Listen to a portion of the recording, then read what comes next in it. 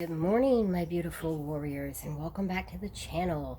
My name is Rebecca, aka the Mobility Mom, and you have stumbled upon Coffee Talk with the Mobility Mom. Here we talk about Disney, travel, and chronic illness, and life in general, and we enjoy every moment of it. Excuse me. If you are new to the channel, go ahead and hit that little subscribe button and the little bell notification so you will be notified whenever a new video goes up. And if you are a returning warrior and you have not done so, please hit that subscribe button. If you've been here for a couple times, you know I am shooting for 1,000 subscribers in 2022. So all of your support is appreciated and much loved and grateful for it. So yeah, hit that subscribe button and let's get started.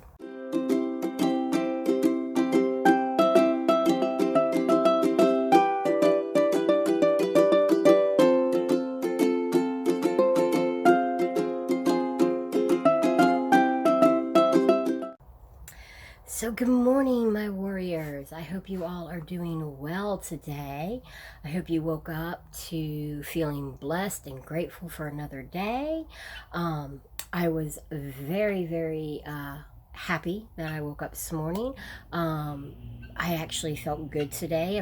First time in a very long time that I actually felt kind of normal. As you know, I've been fighting a really bad head cold, and today I woke and I wasn't coughing. I didn't have as much congestion. I actually kind of felt normal today, and so I was very thankful and grateful for that blessing.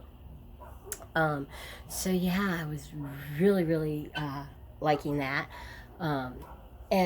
So let's kind of get started. Let's start off with our usual. Today's coffee mug is Goofy. I know you've seen this a couple times. It's actually one of my favorites.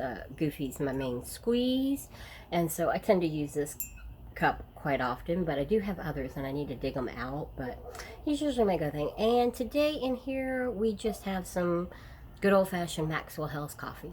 Nothing fancy, nothing too strange, just some good old Maxwell House coffee. So that is what I'm drinking this morning. What are you guys drinking? Are you drinking coffee, tea, soda, water? What's your go-to morning drink? I would love to know. I wanted to take a moment just to send a shout out to Jenny. I thank you for buying me a cup of coffee. I really do appreciate it. If you watched the video from earlier this week, you know when you buy me a cup of coffee, that money is put back into this channel. It helps me, it helps support this channel, it helps support my business. It gives me the little extra push to make it through each month and meet my budget for my business, and helps me to pay it forward. A lot of times when I have clients that book vacations, I like to give them gift cards as a thank you, so that money goes to help fund all that, and it helps to fund the channel and all that. So thank you again, Jenny, for buying me a cup of coffee. It is much appreciated. I am eternally grateful to you. Which kind of leads us into our question of the day. It came from somebody anonymous. They didn't sign their name to the question or the email when they sent it to me, but they were sort of tagging on to what we talked about on Tuesday about doing Disney on a budget and how I afford to go so often. And they kind of wanted to know how the payment, if they can make payments and how a payment plan would work. And it's actually quite simple. When you book a vacation or a vacation package, and that includes the room and the tickets, your initial deposit is $200. Now that could change, but as of right now, today, when I'm doing this video with you, it is $200 down.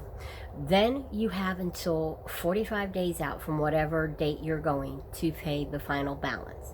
Now, how you pay that balance off from the time you book and put your $200 deposit to the time you go is up to you. For example, I have a family of 5 who will be going to Disney at the end of December. They are going for 5 days, 4 nights, and their package deal for that time at a value resort for tickets for 3 days with Park Hopper, Genie Plus, and the Memory Maker, I got them in for right around $4,800, which is a really good price. They booked in August. They put $200 down, and then the mom knew that she wanted to pay roughly anywhere from $300 to $400 a month on that vacation, because she had just paid off her car, and they were using what they were paying for their car to pay for the Disney vacation as a treat for the kids, because they haven't really done much due to the pandemic. And so she pays monthly what she would have paid on her car. She puts it towards her Disney vacation. She is currently about halfway to having it completely paid off. So when they get it paid off, when they go at the end of December, everything's paid for. The only thing extra they will pay for when they get to the park will be their food and any souvenirs they want. Otherwise, their Genie Plus is paid for, their tickets with the park hoppers are paid for, their rooms paid for, and it's all done. And she booked it a year and a half out, so she gave herself plenty of time frame to pay it off. And she also knew that in November and December, because of the holidays, she would be putting that extra money for Christmas presents. So she gave herself a big enough window that she could make payments and still have it paid off.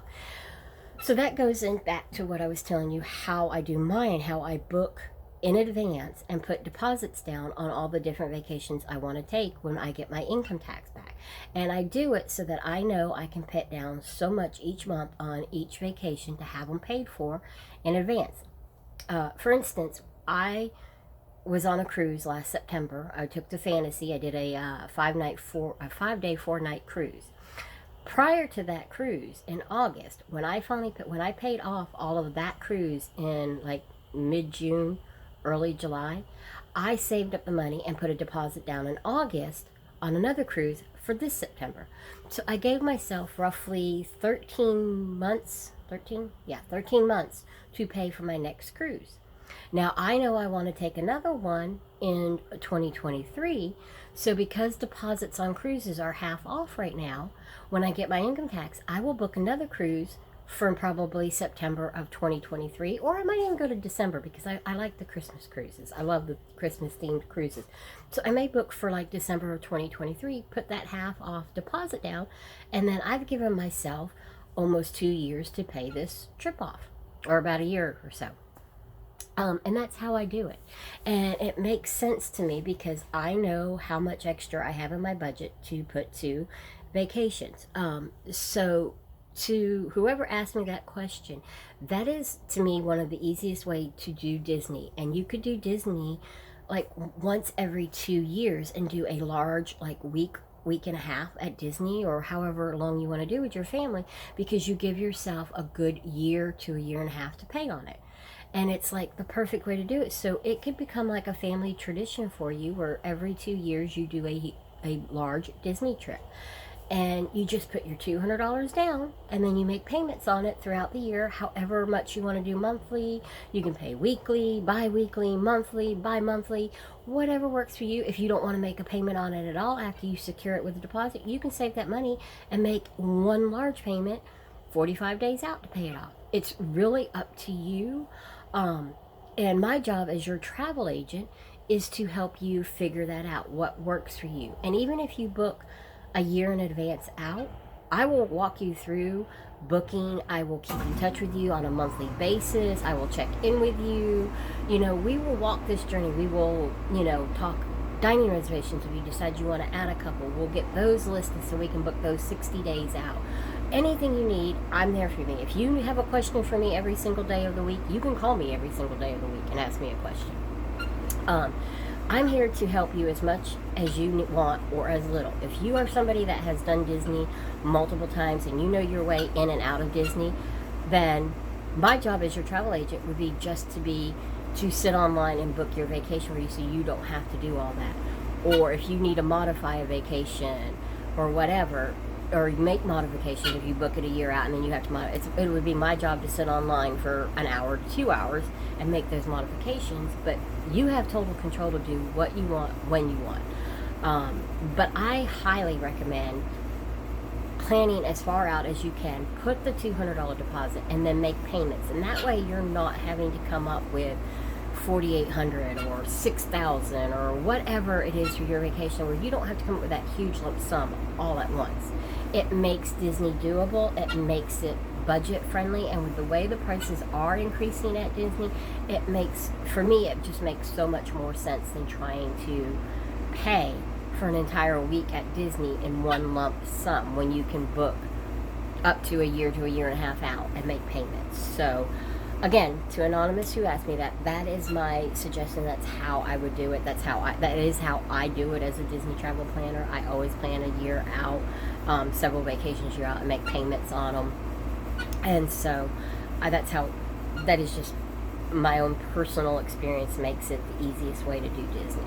So, all right, guys. Well, that's it for today. I don't want to ramble on too much longer because I don't want to keep you too long. But thank you again, Jenny, for my cup of coffee and for supporting this channel. And thank you to Anonymous for that question. And I hope that helps. If you're still confused and you still need more information, hit me up in the comments, email me, my information's there. You can, text me, whatever you need to do, and I'll be happy to explain things further to you. But until next time, have a blessed and beautiful day. Bye.